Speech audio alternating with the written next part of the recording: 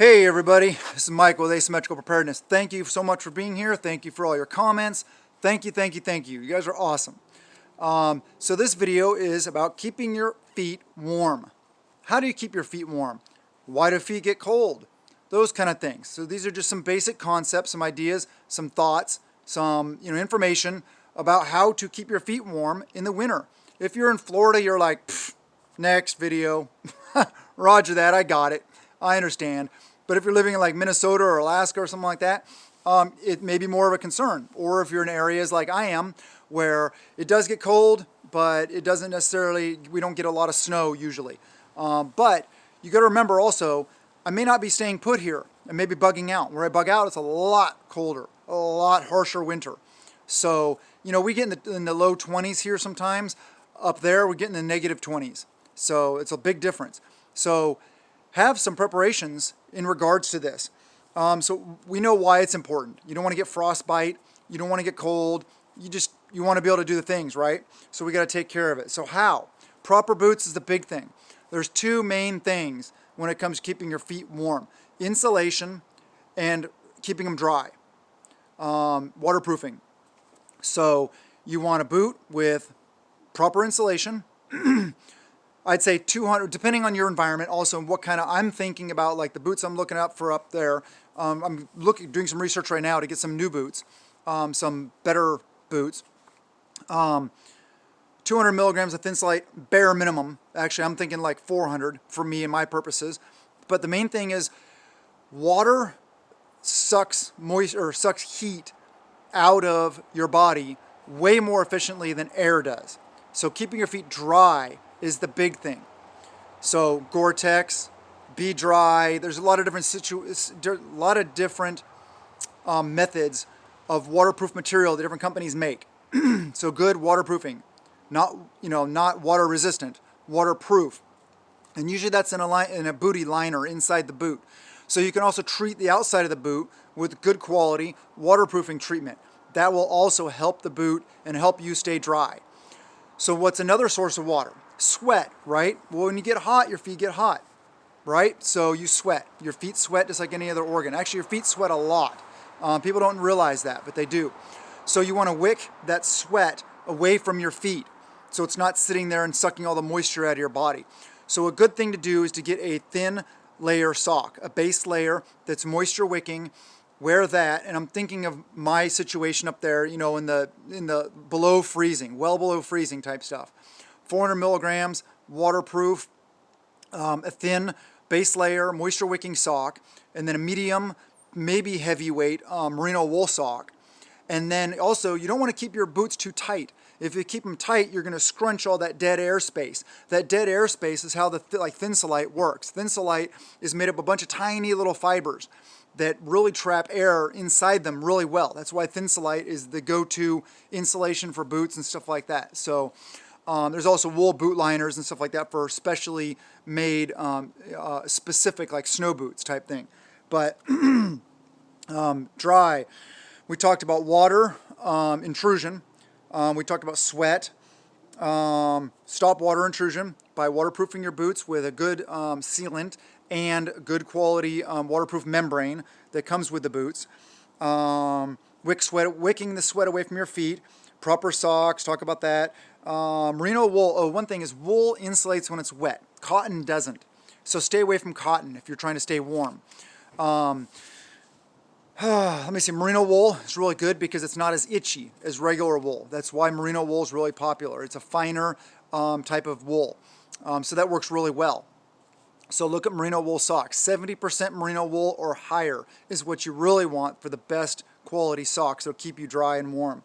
And like I said, wool will keep you warm even when wet. So that's why they're a good option for your feet. So boot construction and how it retains heat. Different manufacturers use different things like titanium little dots, silver things, metal type things in the layers and in the inside of the boots to help reflect the heat. Those, I think from what I've heard, they work pretty well. They're on a lot of the higher end mountaineering boots and stuff like that. So yeah, that may be an option also, as well as the Thinsulate and the good wool socks and the good base layer socks. Dead airspace, like I talked about. Don't keep your boots too tight because that constricts it. Just like you see those puffy jackets, the ones with the, the down in them or something like that. If you crunch them all down and you smush them all down, they won't be as effective. They're puffy for a reason. That's to trap the heat and trap the heat and the air in between all those little sections to hold it close to you. Same concept like a wetsuit works for divers. A wetsuit is when you jump in the water, yes, it fills full of water and you are cold. It is a shock, trust me. I was a diver in the Navy. I was, certified diver for a long time. I'm part of my naval career. So dry suits are awesome when it's really cold out, but because they keep you dry. But anyway, wetsuit. It lets the water in, but then what your body heats up the water, and what it's designed to do is trap that water next to your body. So your body heats up that water, and then the warmer water stays in there, keeping you warm. That's the idea of a wetsuit, which is kind of like the dead space, but we're talking about water there versus air. How much Thinsulate? Depends on your situation. If it doesn't get as cold, you may get away with 200 milligrams. If you're in an area that's really cold, 400 and up. There's boots I found with like 2,400 milligrams of Thinsulate, but you don't have any ankles in those boots. They're like this. You walk around, you're like clog, clog, clog, clog, clog. You're not gonna be running around very effectively. So it's a trade-off of mobility and flexibility and staying warm. And also you got to think about your uses. Are you walking around doing the things? Are you patrolling? Are you out working outside where you're staying warm? So your feet will be warm, keeping you warmer. You may not need as much insulation. You don't want your feet all sweaty and nasty. Or if you're sitting on a LPOP or a fixed fighting position post for 6-8 hours at a time out in the freezing cold, you need something with a lot more insulation to keep your feet warm because you're not moving, so you don't get that body heat going on. More like just right what I was just saying. Warmth versus flexibility is the trade-off. And are you static or mobile? That's the thing. Let me check my notes here, see if I have anything else. Nope, no more notes. So that's what I'm talking about. There's a lot of different factors in picking quality boots. Boots are one of those areas that you want to spend money. And there's different styles also. I'm not really going to go into that, but there's like shoe type boots that are more like a hiking shoe, and there's more boot type boots, like clodding around type boots.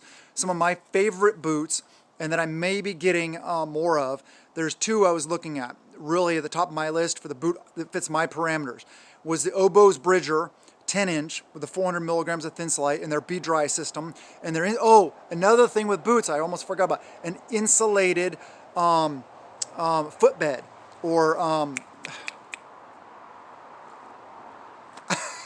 brain fart, insole. There you go, an insulated insole, because a lot of the heat from your feet will actually go out through the bottom of the feet. So if your boot that you buy is a good quality boot, but maybe it doesn't come with an insulated insole, you can buy insulated insoles, throw them in there. That'll really help. So the Oboz I was talking about has an insulated insole. And then I was also looking at the Vask. I forget the name of it, but it's like a snow something type boot, but it's more of a shoe type that will also keep you warm. It's a little more flexible, a little more softer sole, whereas the Oboz is definitely a boot. So think about what meets your needs, think about what meets your area, your requirements, and do a bunch of research into them. Find out what some of them are. Oboz is a good brand, Vask is a good brand, Solomon's a good brand, and then you got like Danner's good. There's a lot of other good ones out there. So do your research, but think about these things and look at these things when you're getting blah, blah, blah, when you're getting boots. Quality socks is a big part of the picture. The insulated footbed, those are some of the things. And keeping them dry. Good quality spray on, like waterproofing. Or, there's other different ways to apply waterproofing. But take care of your boots. They'll take care of you. Prep a little every day. I love you guys, and blessings to you and yours.